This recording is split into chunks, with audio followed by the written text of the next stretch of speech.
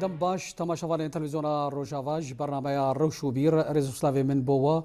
و بو مهوانی می رزدار جهان بجار خلقا برنامه می ایرو دل سرپرسا کردیل د سوریا نوجند به قالوا تا كيجار دي بن فين روشا سوريا ايروين دا دي برسا كردي جاليه تفقرا سياسي كردي وهم جاليه نونرين كونفرنسي كردي دي وري بيشكش كرن قالوا تا تنها برسا جادا كردي تكرن بوشي تنها بروجيك سياسي بو چارەسەر کردنا پرسگیرێکا کوردی ڕۆژاوای کوردستانی تەنها تونەیە گەلو هەیە یانجی کێمایی تێدان یانجی ئەو هۆرگلیین کۆ ئەو پەلکا کۆ پێشکەش بوویە تەنها نەهاتنا شرۆڤەکردن دیچارچۆوە میژارێدا ئەمێ میێوانێ خۆرا گەنگەشە بکەن خۆ میێوانە بەشی مامۆستا مستەفا فەرحان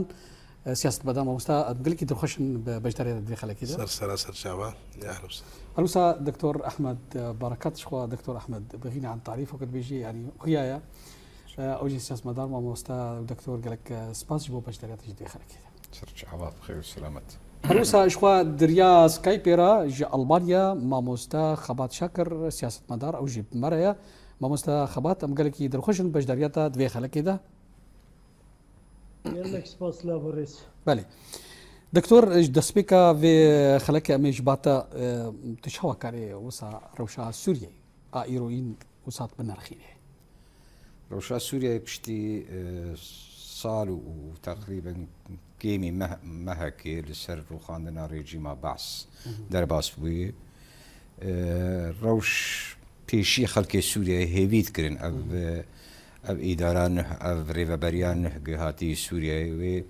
او هيفيك خلكي لسرداتانين بشتيرو خاندنا ريجيما بعثوا دكتاتور واشوفيونيست وجوهرتنا مزند سوريا تشي خلق سوريا حركس بجه ما في خاص بطيبة سوريا ولاتكي بر رنج بر بيكات بر نتوى بر أولى وخلق قاربن اف نتوا او اولانا او اف خلقي يقول سوريا بيكاتي سوريا قارن بهبري جيانك هبش بكن د ريجيمك د ولاتك ديمقراطي ولاتك نافندي دي ولاتك برنج دي لي روج بروج هيدي ديار بوغ افري وبريها نكاري رنگ ايرو اداره سوريا يذكر وبريا سوريا يذكر نكار بريا سوريا بك وسوريا بكينا قناعك خلق سوريا تيد راحت ببن بشتي 4 محاكمي 4 مهاجي او روداوين البرافي تشيبون للساحل تشيبون برنجكي براستي برنجكي قال لك نباش برنجكي هوفانا ايريشي خلقي برافي كرن اواجي تشتكي قال لك يعني روشك قال لك خراب اني سوريا كخلق سوريا هيفيت كرن وبهفر جيانك روجي بيش جيان بهفر بجين ديار بو قال لك زحمت دبي هيدي زحمت دبي خلق سوريا خاصه مساله طائفي مساله طائفي اف سنيه اف علويه اف كرده اف درزيه خطاب الكراهيه بيتر شنو؟ بقى خطاب الكراهيه بيهتر خطاب كراهيه بيتر خرطبو وكبه عربي بيجن تحشيده طائفي خرطربو بيشتي تشتي يقول السويدا تشيبو ايريشين اني سر سويدا وبنافي فزعاتي عشائره وما عشائره يعني يقولوا داني شاندانج افريجيم افري فبري نكاري اداره خلقي سوريا يبكي وكي لازم وكجيتي خصن وكري فبري انا توك كرمكر مخابن لج علينا في دولتيفا عليكم كرا عربيفا دان بيدانك ليها بشت غريك جرها بلي هر وهاجي دبق دريج لسد تشرين الشرشيب ودجي وكردا او يعني روشك قال لك وقت بيت تفله هبل سوريا يشيبو جالي كي دي خلقي سوريا خو نرازي بونا خدا نشان دام نسبت في ريجيمش بر او اداره افري وبري نا تشتيق هيفي قد كرن بيك نهات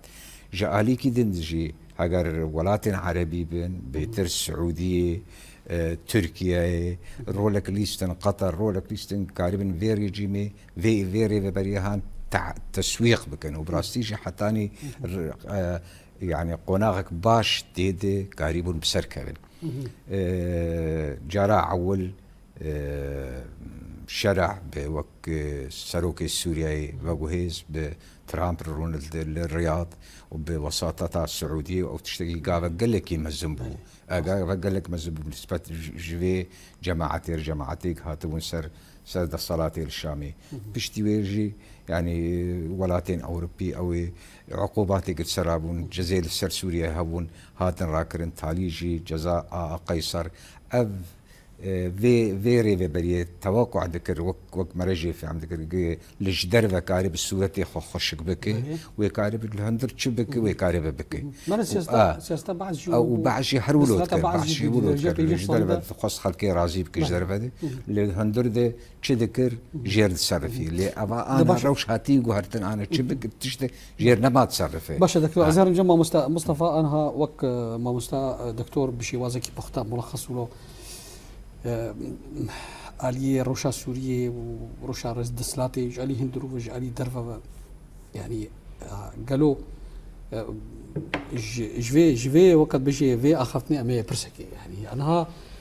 دسلاتا السوري بعدم كي سر أستا درفا وسا وقت بيجري يعني وأستا هندرين أبدزان بيجيبوا باش قالوا أف روش تكجر هذا وي بردوام ببي وأف دسلاتا دمكي سوريا وكم بيجن برجريه بكيد دفي بردوامي دهانجي وبيرن بركوشي بتايبتشي دماكو دانساندن دا براواو هيزي سوريا ديمقراطية ريفابريا خسار وأفجي وهابي الرول وقارين شي بنت شاستا دسلاتا سوريا دهانجي وخميني سباس دكم شخواك عم فكر ان شورشها سوري كابن شورش دماغ والدار كات جو ما في قلي سوري من الملت السوري كارب متشوا رومتا خب بارزن بجيانك هف باش بهف دور ما في هركسي تدبي باراستن كارب جيان بكن شورش لسرفي بنجهكي هاتا لي مخابن او شورش بلكي فتره قلك نزيك ده هات كوهرتن ودولتها هاوردور دستي خو عافيتني او عافيتنا دست السرفي شورش هاني دولتي هاوردور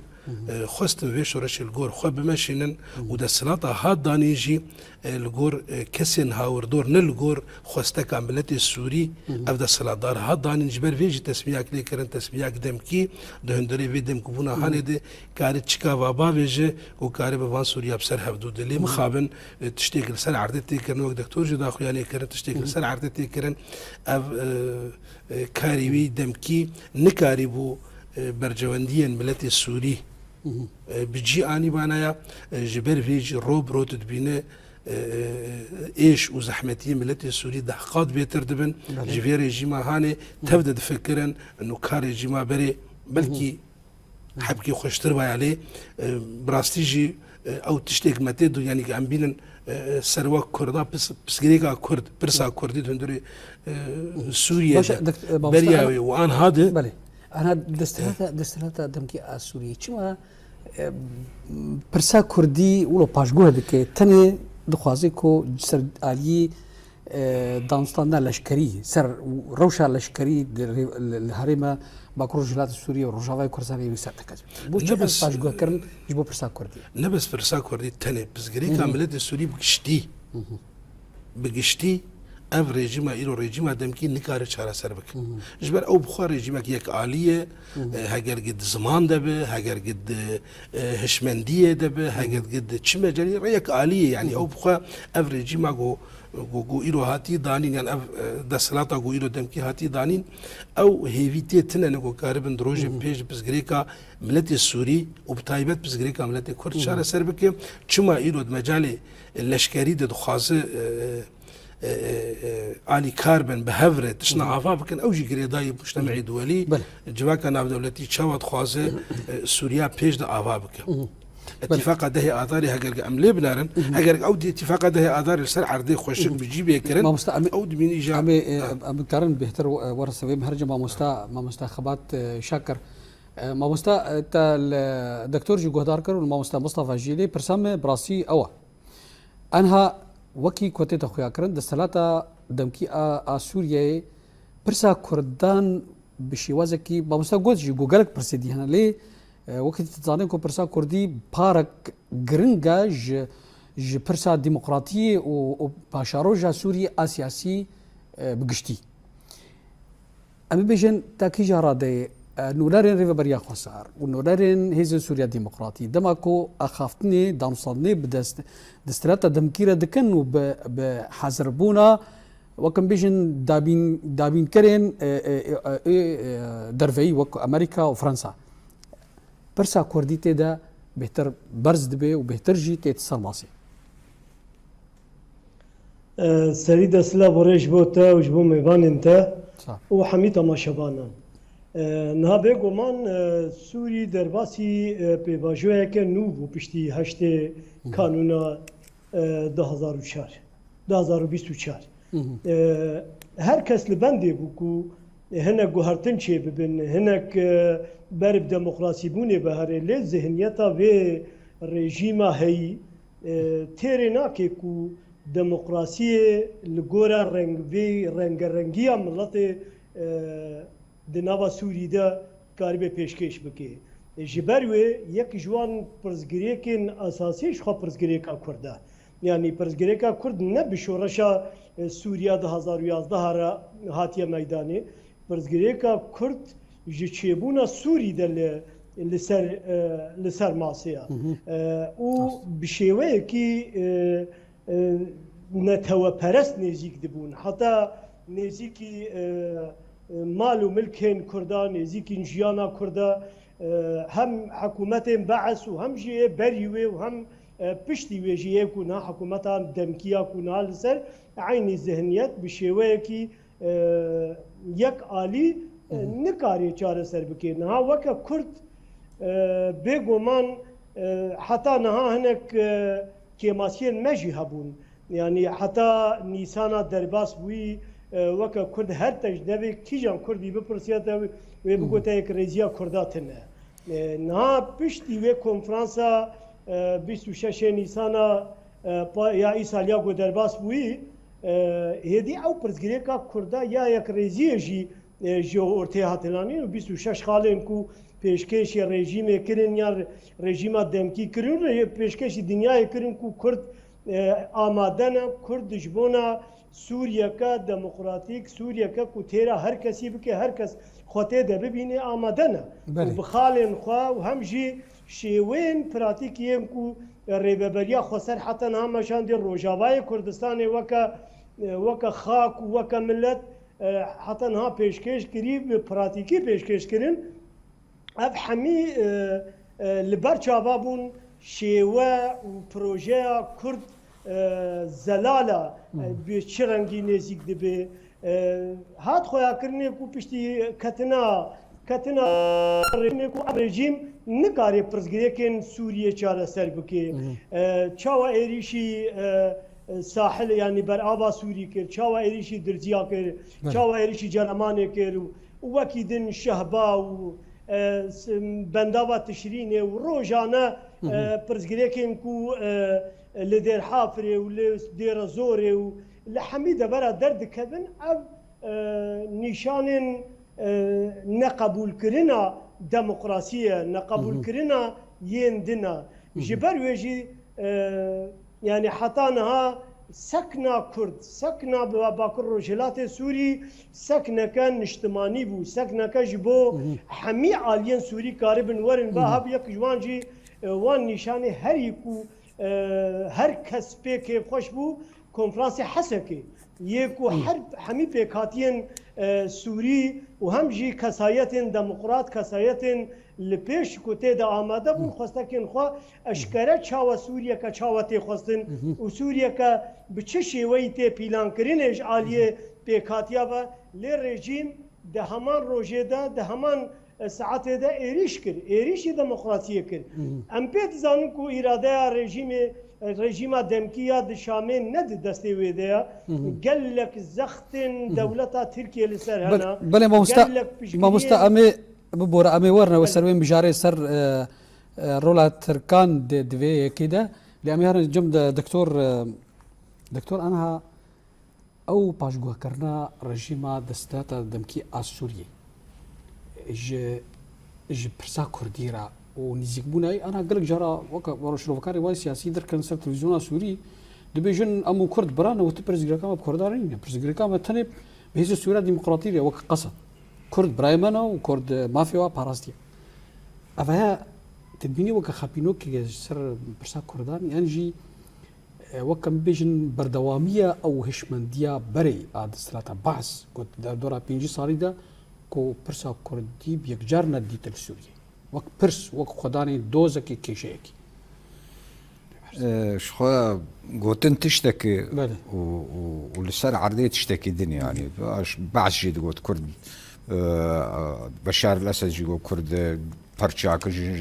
جنسيجا ولات أو وتركيا ترك جيد بيجن كردي باشو كردي نباشو وأب جيد بيجن ما في كردا باراستي قوتن تشتكي جرب قوتنا بشار بخوش دوباره بالجموع يعني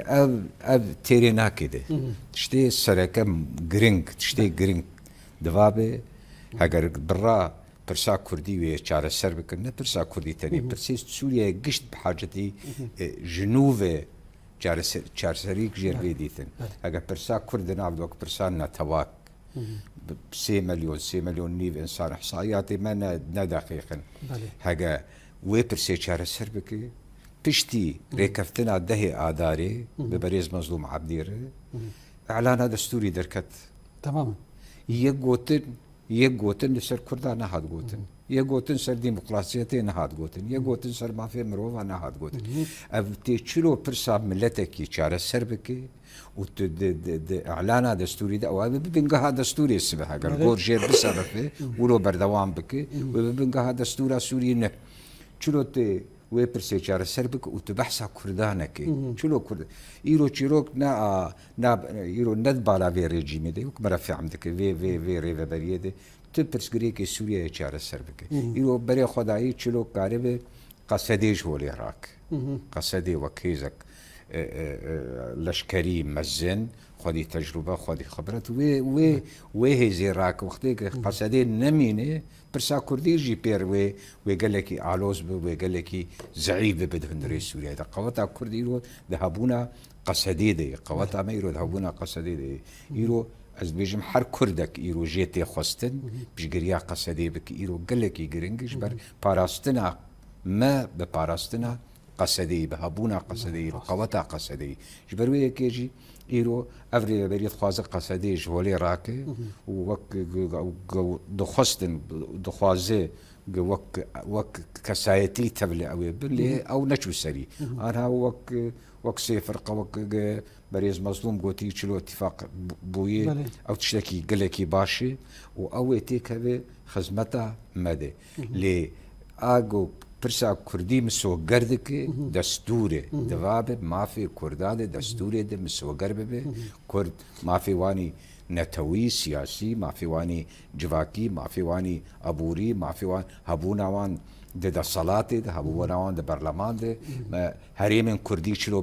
بين إدارة كرن بين باراستن وإدارة كرن بتشرنجي أو أنا مثلاً قال لك جرينجن دوابه ده دستوري ده أفعنا بين أو كرن زمان برز جنرال مظلوم عبد الدهر قطارك خدا يان بنالك خدا يان ديدارك خدا برسا كردي تاني دبي كو ما في كردي دستوري ده وري دستور تاني خالق ده اتفاقات ده بيبالا ده آداري جهادي مجتمعي كردي جواكا كردي بشكل جواكا او ده ما في وان بي باراستن ده دستوري ده اگر ما في كردان نيم باراستن ده دستوري ده اشتغاليه فالا اشتغاليه عاطفي شنو فكر جنابي دكتور انا بيجي جواكا كردي دوی بشکش جواکا عرب سوري ودویت کود دستور سوري ده وره چسبانده سبتانده باشه کنفرانسی کردی چی بو کردی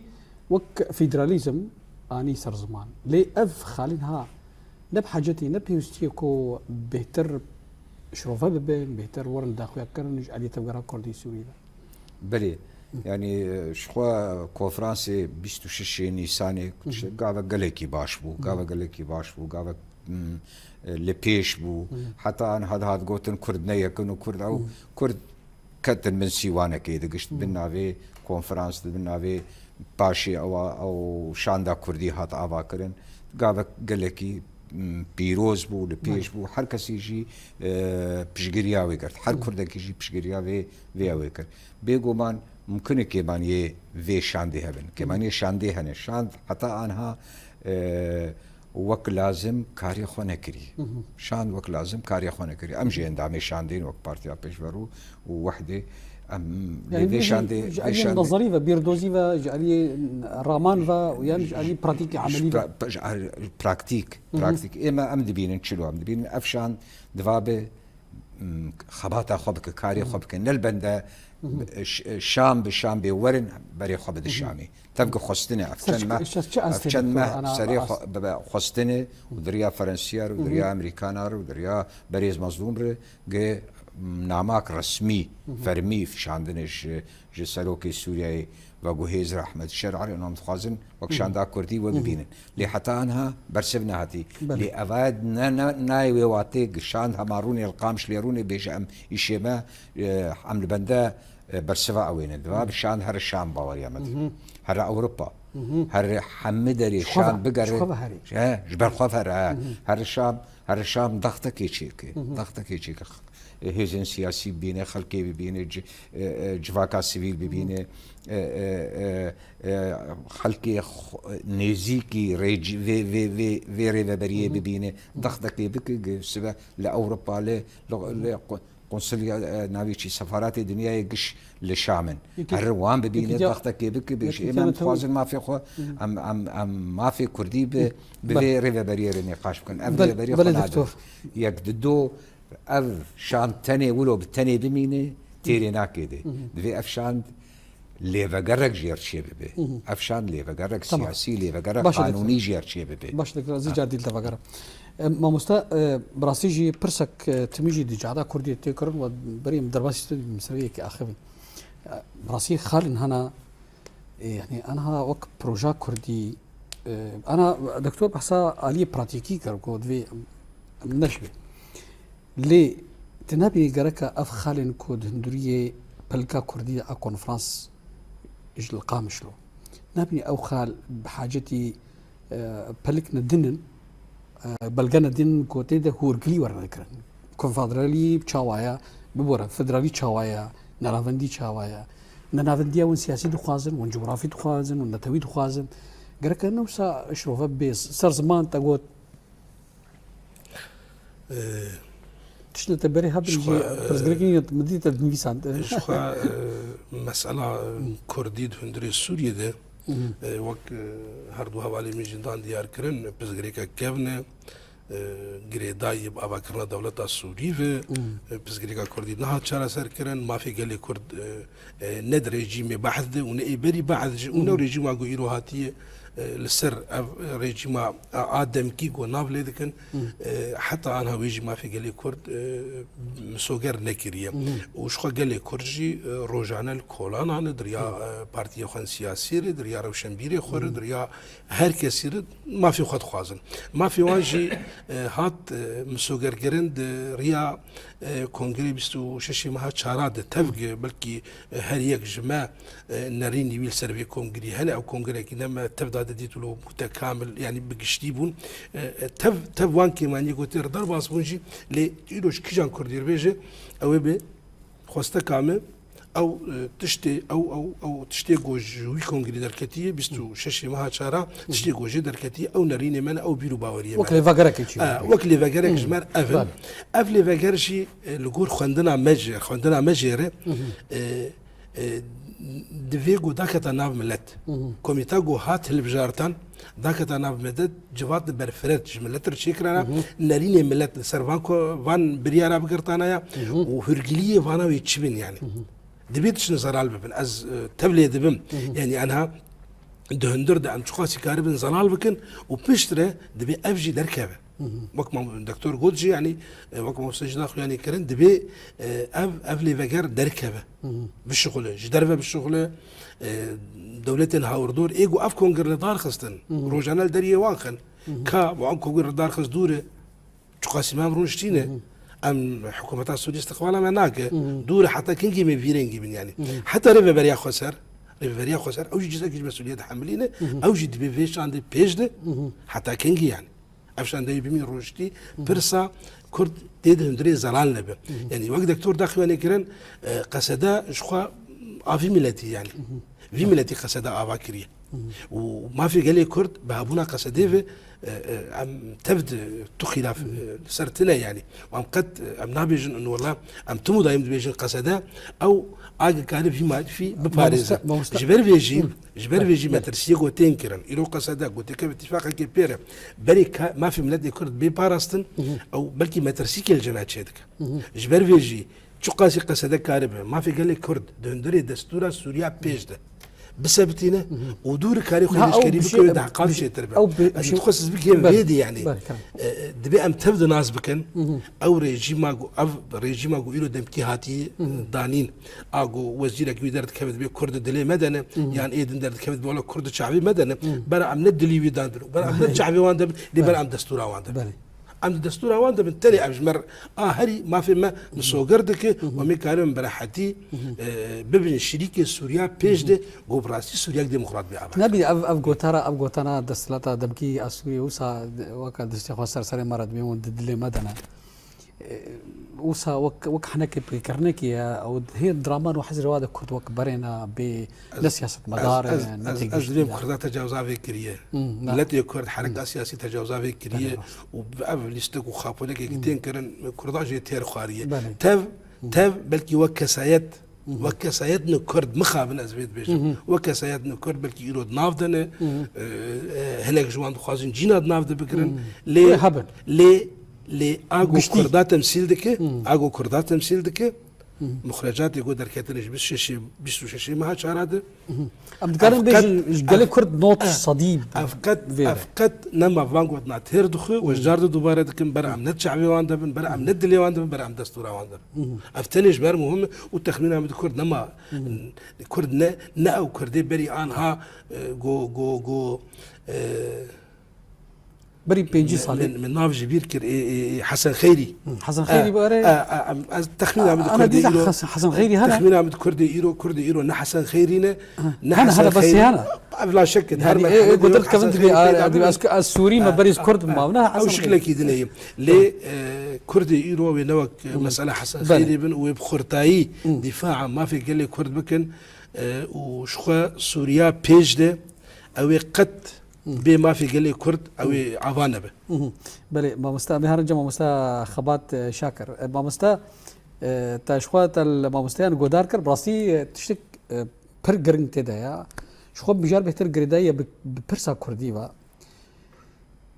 ام بيجن عليه نونرن كونفرنس كوج بيستو شش مها شهران اقام شنو دركتيكو ما مستا جو گرک کرات کی پراتیکی با مستجی براسی بریم در باس استودیو بنوی بخوا گوت گرک وک پروژه کی هبی و پروژه هانی کی دویکو هورگلین وان خالین گرنگ کو جی دویکو وشروفب و خالق دیجی بهتر گرنگا وک بیشن هیزا سوریا ديمقراطيك اف دان صندوق بشاميرها قالوا هيزا سوريا ديمقراطيك تاني يجي دستلاتيرا وبخازي تاني تشسباندنا ما فين كردا دستورا سوريا دا وباشي او هورجليه وانا فاغوهاستن جنري كوش كونفرنس دكتي بله انها يعني دانوستاندنين كو تشيد بندريا هذا سوريا ديمقراطية تاني مسألين عسكرينا يعني جيب لي مسألين عسكري تمثلي دنتنا جبر ويجي يعني مسألة خالن أساسية كو اللي هفكرين از بحثا بيمارا وقت بيجي أو اللي هفكرنا بيمارا أفدارت كم كنا برا سروك دستلاتا دبكي سوريا وجنرال مظلوم عبد الله الشيبوي وسوريا سايش خد مصندم تنكر بالي أو هشتخال يعني جهول قليه وان بيجومان هر بشك و هورگولیه خود کمیته ورن آبا کردن و کمیته وان مسئله هورگولیه و دانستاندنا نقاش بکن. هاجبو پرسگریکا کرد شان دکاتی آبا کردن و شان دجده کساتی آبا کردن. لگور آگاهداریان کو تین يعني شاندن نرونشتيا جوینی خو چه دکن نقاشات خو بردوام دکن به آلین سیاسی را دنوستینن وکیدن به هزن سوریا دموکراتیک را به جنرال مظلوم عبدی را شنجارا رونشتنا وکیدن الباشور کردستان شاهن شانده چونه و هاتنا yani ne rûnişte lêbekî têrê nake yani dikarî bûn hê bêtir bikin ji bo meselên yani pirsgirêkê me ne tenê di Bakur Rojhilatê Sûriya di Sûriyê de tenê şanda Kurdiya pirsgirêkên îdarî hene pirsgirêkên şêweyê Sûriya pêşerojê heye hemî gerek werin nîqaşkirin se ez halet bînim eger ew xalên esasî yê Sûriya paşerojê hatin dest nîşan kirin ev şandeya ku hatiye avakirin ya krêziya ku hatiye avakirin zêdeyî not sedî Kurd di nav de ne wê karibin bi şêweyekî baş temsîla xwe bikin û karibin mafên xwe farz bikin lê niha em hîn di xeleka pêşî de tev digerin yani hîn nenavendîbûnê qebûl nakin hîn heqê mukewwenata di nava destûrê de qebûl hîn ciyê me di nava destûra demkê de destûra ku hema piştî lehvatine bi çend roja pêşkêş kirin hîn ciyê pêkhatiya di nav wan de jî tune tenê dibêjin باشا مامۆستا أنا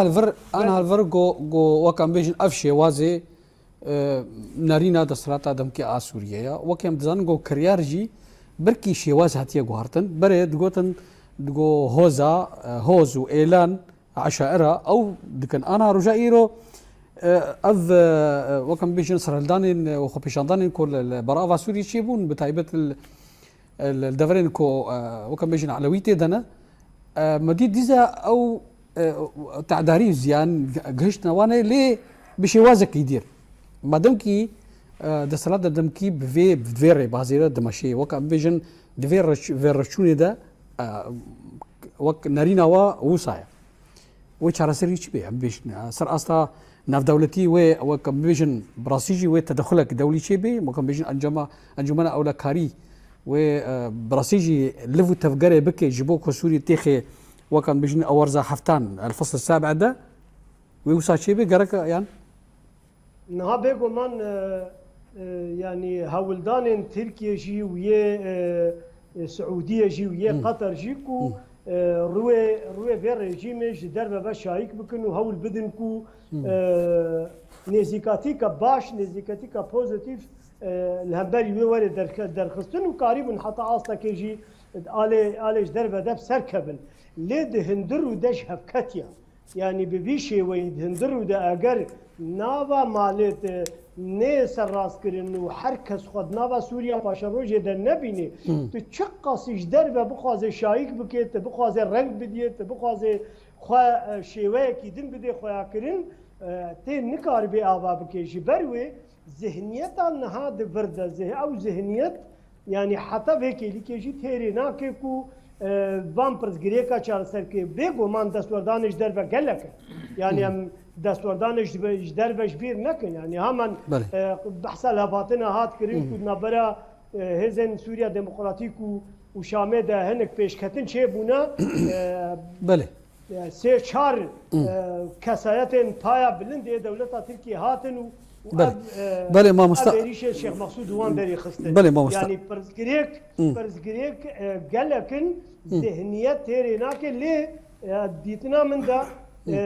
ام وكا باكر رجلات سوريا وكا بيكاتين دنابا سوريا ده بقشتي ام بيوسته هين بيتر خوخرت بكن هين بيتر بما في خوان جريدان وهين بيتر زختي لسر در دورین خوشی بکن و لسر حکومت شامل جی بکن یعنی کسی کو پیشگیری دیوان در دیوان باش موستا جالك دي امي بوبور امي ورن باتا لامي هرن با دكتور براسي دكتور انها دماكو انها او دستلات دمكي اسكوريه دفيري بازي دمشي وكان بيجن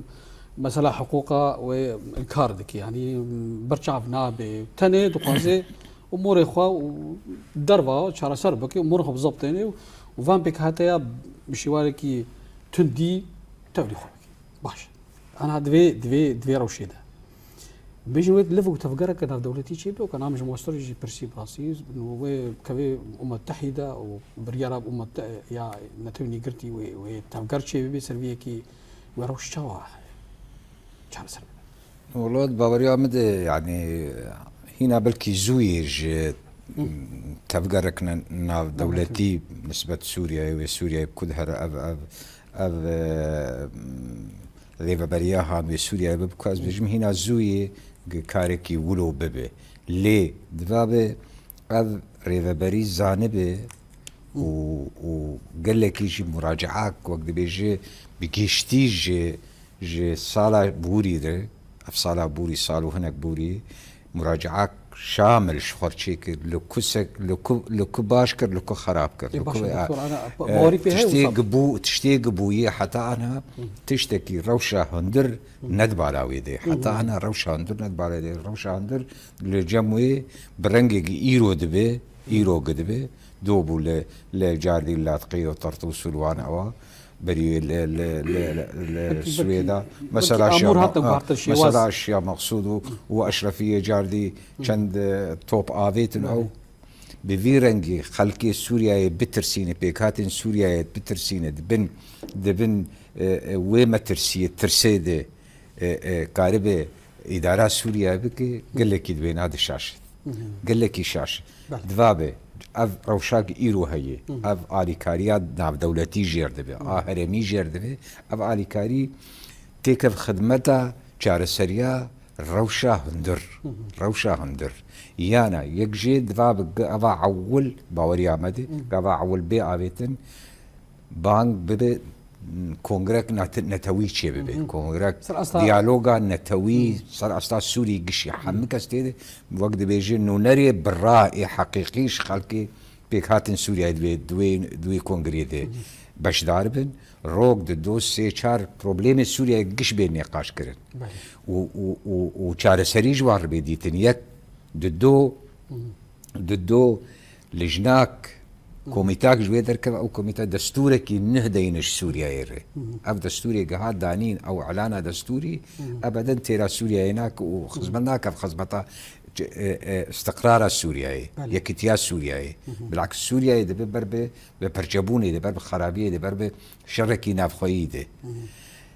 سي حكومتك بجوهيز شيء بحكومتك بالراح حركه ستيد باش ضاربه او حكومه اشراف السر انتخابات رئاسي تشريعي في رئيس سوريا يدبك لغور بريارة بيستو دو بينجي وشار بريارة بيستو دو بينجي وشار هنا بريارة مجلس الأمن دفع بريارة تنفيذ حكومتها أحمد الشرع جزءك مكونات سياسية قش دهن رئيس سوريا يدي أو دفع مكوناتنا قش لهفرونين وقاربا جار سريش قد ترسكدي كسوري بين وك مرحلة انتقالي حجدمه صال ونيفك لغور بريارة بيستدو بينجي وشار نبينش صال لغور ويخستي وكونغر مؤتمر النصر وجناب ليكر ونظام شيء أفانا قش تشني شكلين وقت كارنفالاتنا فانا نا كونغريغو جار سريا بروبليم مزنق سوريا جي معاناة دك إيرو جهاي ويقوناغي قسنا أو شيعة ما كارم السنة وعلويين ما كارم حفر بيشين مش بهيك بيجي السنة وعلويين ما دفي سوريا كنا فانديتشي ببي سوريا حركة ستيد وخدي ما دستراتي قبول لك دستراتي قبول لك مجلس قبول لك سوريا برب حركة دري سوريا يعني برب او لك هاري دفيد تدخلي وي وقت ممكن اللي حتى انا هاجي ولاتن درفت بيشاوان دا امريكا دوبو ترامب باستقبال اخر بيشوازي اخر نتنياهو دو ميري بدن حكومه الشرع بس نيويدي داويك خورتو يكي نظام شاوي وقت تعبيرات ترامب هي حتى انها جفاك أنا في دولتي بشجريا سوريا كت خوازة أف حكومة بنجحت خوازة بسركبت خوازة قافنا بابي جب عليه على سرية قش دبيجن دبي حكومتك وجوهيش شيء بحكومتك شامل بحمك استيده دبي ما في أقلياتها تيد باراستي بي قصديش خوا يعني تحالفات دولية وك برشاكش خد بين دي قصدي أبو ماكرون فكري دي بيجي يعني كرد دوراوان روشاوان دوراوان قال لك يقرنبو رولاوان قرنبو ده باراستنا مدى باراستنا أوروبا ده شر داعش ده شر تيروري ده أم دفيج دفجوان برندن يعني أف جيرو كان قش دبي أف بروبلم أنا قش دبي أف إدارة الشرع حكومة أخوة برشا ببن وشار سرية جربن وقت ما قلت شار سري إلا ديالوجا كنا خلق سوريا قش بيكات سوريا قش بجدار ببن و رونين وقت بيج شار سرية بروبلم يخرب بينا ريق دتني بلي ما مصطفى أنها براسيجي جرى بخا دي بيجي راح نيج عليه وكشرو بكاري سياسي بخارجي دي بيجن دي نمازن كرتشت خوازن هناك دبي فيدرالية سياسي هناك دبي جن دبي نافنديا سياسي هناك دبي نافنديا جغرافي هناك دبي نافنديا ديمقراطي باشك شبيلا سياسي كردي دبي جن نافنديا ديمقراطي يعني أنا هريقون جاوش كردارا فيدرالية نافنديا سياسية كونفدرالية سياسية جغرافية نتوية ديمقراطية شو ما في قال كرد ديار يعني دهندري سوريا كده هجر اف سوري ناس سوريا ديمقراطي بالاساس من كان ما في قال كرجي بده بيتر هات تركيز كرن وهات سبتان ما في قال كرد تشتي جوج جو كونفرانسي 26 نيسان هادر كتن يعني او كي زيدي يوي تشد بيجي هوش خرد بيجي يعني تخمين عمدا وش خورد بيجي يعني مي جارد فقر انه حالك برشابوني وهريك شخور نرينا كي بدا وهريك شخور رنجا كي بدا تخمين عمدا كرد بقشتي كرد بقشتي لوان خلاف خودي درد كمان وضامن جي جير هي ضامن جي قصدية أمريكا فرنسا أمريكا فرنسا هريك شخور برنجا كي شروفاتك او دمين شكل كي دني شخور ما قلت بس غريك دكودة بس غريك دشروفا كرني دي دشروفا كرني دي شروفا كرناوي بلكي شخور مجال هشتنك السر ماسا أو كارب مجين شبه بدوره دبيجي شخور أفكرنا مجالي ماسي حقك ما فك أبجد بالسر ماسي تشن زرال بيشام روها بنجس كارب يعني وقتها جز هرتش تبين ياك دوسي شار ومكشتك خالي خو حد ديار كرن ماسي سبيتش مهارم ديالوج يبكم يعني دبيت تشن هنا جدان وستندنيره ليه تشكي أساس هي وكستون يعني وكستونك أساس كل كرد دهندري سوريا بيجد ما في واني نتوي دهندري دستوري بتثبيت كرن بتثبيت كرن لغور دبيسو شادر كتيجي فيدراليته ده باشا موستا أنا جانا شيء أو فيدراليت رنجي شبه خالي وين شبه او جديد من اطاري السرماسي دماغ رودنين دانو استندنا وانا بشرينجي بيك انا جارك از بخل بر تلفزيون مشير وبكاري سياسي اي شخوج علي دسرات دمكي سوري بيجد ب هنا كش كرداد بفيدراليه فيدراليزم كاسر اساسي نتوي فيدراليتي منا بارشي جغرافي كرداد دوري هافن درهانه كي ابا دي بهانا كو مثلا ام بيجن صبا كردا فيدراليتي كن ودسرات دمكي بيجي باري جغرافيا افرين وجغرافيا مثلا جزيرة هارما كوباني دوري هذا يعني أنا هاي دنارينا ما في جغرافيا يعني فدرالية جغرافية بأفكر فدرالية نتوي بأفكر ضمن إطار الجغرافيا كده بحد دينا هكذا أم بقر ديروك برنجا كيب واقعي إيرو برنجا كيدنا يعني تكاري قريدانا تشيك وقتاك تبخازه تكاري قريدانا تشيك يعني حتى قلنا فرجد أورتيدها بنتو كاري قريدانا تشيك أزد بيجم بنا في ولاتي ده مش وحدة سياسية بنات قلتني يكيتيا سياسي د بسوشش مخرجات بسوشش شار نه بري السر أساسي يكيتيك سياسي نواند بأفكرن يعني تشنه كارن أفجريدان أو أفجريدان تنكرن يعني أنا وقتها أم عفريني دس بيبكن جبر أبي دس بيبكن هجر قريبك هجر أساس الحكومات موجود أو أو أو أو أو أو باوري الجمهورية هبقوا ما في قلة كرد بده ده تخمينه مدى في حكومتها إيرو موجود أو باوري الجمهورية تنقوا ما في قلة كرد بده يعني تاني هاتي صار سلطة ويتشاو خبا باريس وتبدأ داخل يعني كرن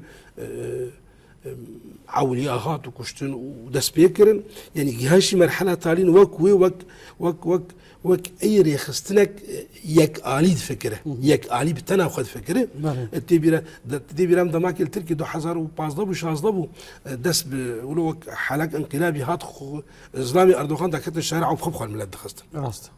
يعني أبري خستني يك آلي شو خمجي وان أبا بعث نفسه حاليبو بعث تشتغلوا مؤيدين بعث جملات دركت أبياجي فترة نافي عشرة شكر ودو بيري جم نافي ملت مؤيدين في نظامي هاني بخبخ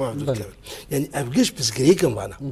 أب هيز الجم في ريجيمي هيجو أفا خو اعتراف بيبك أب هيز الجم ويهب بس جريك دين يقش شارع سلبي من رياض يعني لو كان يقش شارع سلبي لأب هيز وأبا والجم يتنيه وكارب ولا تكي ديمقراط أفابك أسبوع ناكل ما يكارب ما في ملتي كردي في عقلية قوتيد موجود تشبندية وإيرو سلطات كارب بردوي بتشامي وان خلق وقت بيجي تشتي معي من دم مستوى خبات شاكر ما مستوى براسي دم